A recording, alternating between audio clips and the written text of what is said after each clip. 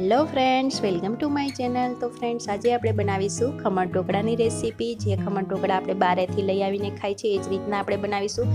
એ લોકો કઈ વસ્તુ યુઝ કરીને ખમણ ઢોકળા બનાવે છે એ પણ આપણે જોઈશું. એ જ વસ્તુ આપણે યુઝ કરવાની છે આજે.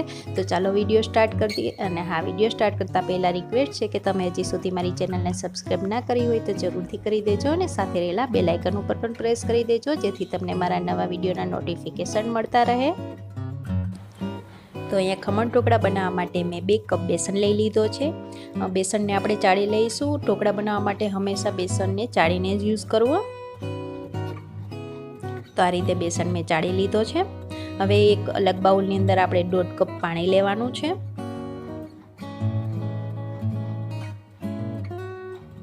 હવે એની અંદર આપણે સ્વાદ પ્રમાણે મીઠું એડ કરી દઈશું. 1 ટેબલ સ્પૂન જેટલી ખાંડ એડ કરી દઈશું. 1 ટેબલ સ્પૂન જેટલું ઓઇલ એડ કરી દેવાનું છે. અને 1 ટીસ્પૂન જેટલા આપણે લીંબુના ફૂલ એડ કરીશું. ખમણ ઢોકળા બનાવવા માટે આપણે બહારેથી જે ખમણ ઢોકળા લઈએ છીએ એની અંદર લીંબુના ફૂલ યુઝ થાય છે. લીંબુ ક્યારેય યુઝ નહીં કરવાનું ખમણ ઢોકળામાં, નહીંતર ખમણ ઢોકળા સારા નહીં બને. બધી વસ્તુઓને આપણે 2 થી 3 મિનિટ માટે આ રીતે મિક્સ કરી લઈશું. હવે જે આપણે બેસનને ચાળીને રાખ્યો છે એની અંદર આપણે થોડું પાણી એડ કરતા જઈએ અને સરસ રીતનું બેટર બનાવી લઈશું.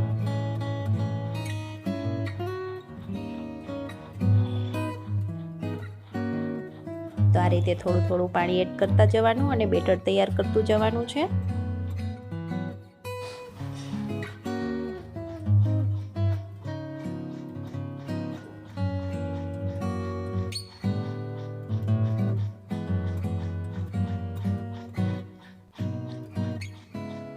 તો અહીંયા આ રીતે બધું પાણી એડ કરીને બેટર મેં તૈયાર કરી લીધું છે. તમે જોઈ શકો છો આ રીતની કન્સિસ્ટન્સી હોવી જોઈએ બેટરની.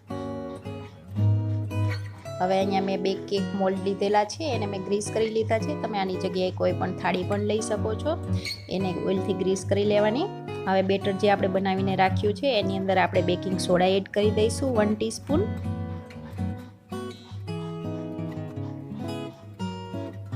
સોડા એડ કર્યા પછી આપણે 2 થી 3 મિનિટ આ રીતે મિક્સ કરી દઈશું. બેટર છે એકદમ ફ્લફી થઈ જશે.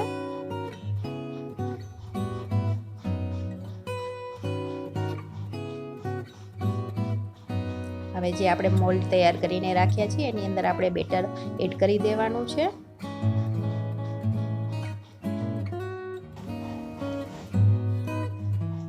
તો આ રીતે બંને મોલ્ડની અંદર આપણે બેટર એડ કરી દેવાનું છે.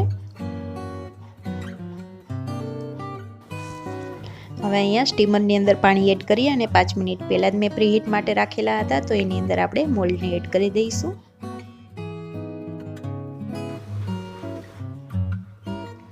એ જ રીતે અહીંયા બીજા સ્ટીમરની અંદર પણ રાખી દઈશું મોલ્ડ. હવે અહીંયા આપણે એને ટાંકી અને 15 થી 20 મિનિટ માટે ચડવા દેવાના છે ઢોકળા. 15 થી 20 મિનિટમાં થઈ જશે આપણા ઢોકળા તૈયાર.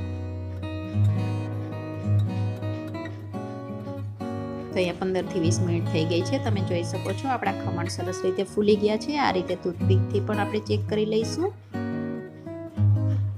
હવે અહીંયા ગેસની ફ્લેમને ઓફ કરી અને મોલ્ડને બહાર લઈ અને ઠંડા થવા દેવાના છે. હવે અહીંયા ઢોકળા આપણા ઠંડા થાય ત્યાં સુધીમાં આપણે ઢોકળાનો વઘાર કરી લઈશું. તો વઘાર કરવા માટે એક પેનની અંદર મેં અહીંયા 3 ટેબલ સ્પૂન જેટલું ઓઇલ લીધેલું છે. ઓઇલ ગરમ થાય એટલે એની અંદર એડ કરી દઈશું રાઈ. રાઈને સરખી રીતે ફૂટવા દેવાની છે. રાઈ ફૂટી જાય એટલે એની અંદર એડ કરીશું થોડી એવી હિંગ, થોડા કરી લીવ્સ એડ કરી દઈશું અને થોડા લીલા કાપેલા મરચાં એડ કરી દેવાના છે.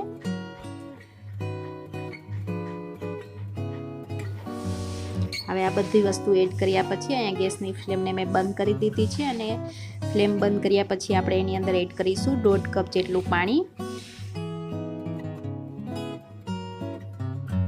અને 3 થી 4 ટેબલ સ્પૂન જેટલી ખાંડ એડ કરી દઈશું. અને આ રીતે મિક્સ કરી દેવાનું છે. હવે ગેસની ફ્લેમને પાછી આપણે ઓન કરી દઈશું અને આપણે વઘારને થોડી વાર માટે ઉકળવા દેવાનો છે. પાણી એડ કરતાં પહેલાં ગેસની ફ્લેમને બંધ કરી દેવાની. ગરમ તેલ એકદમ હશે તો આપણે પાણી એડ કરીશું તો તેલ એકદમથી ઉછળશે. હવે જે આપણે ઢોકળા રાખ્યા હતા ઠંડા થવા માટે થઈ ગયા છે. હવે એને આપણે ડીમોલ્ડ કરી લેવાના છે. તો આ રીતે કટ લગાવી દઈશું. તમે જોઈ શકો છો એકદમ સોફ્ટ બન્યા છે.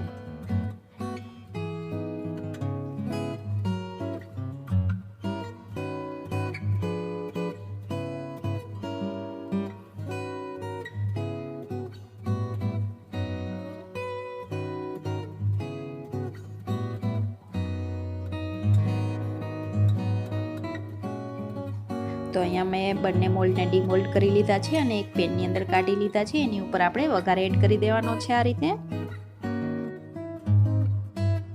તો ફ્રેન્ડ્સ, અહીંયા આપણા ખમણ ઢોકળા બનીને તૈયાર છે. તમે જોઈ શકો છો એકદમ માર્કેટ જેવા સ્પોન્જી બન્યા છે. તમે પણ આ રીતે માપ સાથે બનાવશો તો એકદમ પરફેક્ટ બનશે. અને હા ફ્રેન્ડ્સ, તમે મને કમેન્ટ કરીને જરૂરથી બતાવજો કે તમારા ખમણ ઢોકળા કેવા બન્યા છે. અને વિડીયોને લાઇક કરજો, શેર કરજો અને ચેનલને સબસ્ક્રાઈબ કરવાનું બિલકુલ ના ભૂલતા. Thank you. Bye bye.